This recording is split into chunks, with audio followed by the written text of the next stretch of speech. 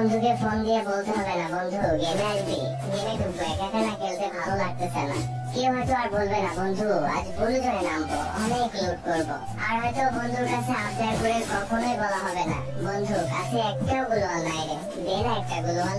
আর কখনো হয়তো বন্ধুর ফুল ড্যামেজ দেওয়া কিলটা চুরি করে হবে না সেই দুষ্টু মিষ্টির ঝগড়াটা। সারা ম্যাচে একটাও কিল না পেয়ে বন্ধুর কাছে আর আবদার করে বলতে হবে না বন্ধু সামনের এনিমিটা কিন্তু আমার, তুই কিন্তু মারবি না, মারলে কিন্তু তোর খবর আছে।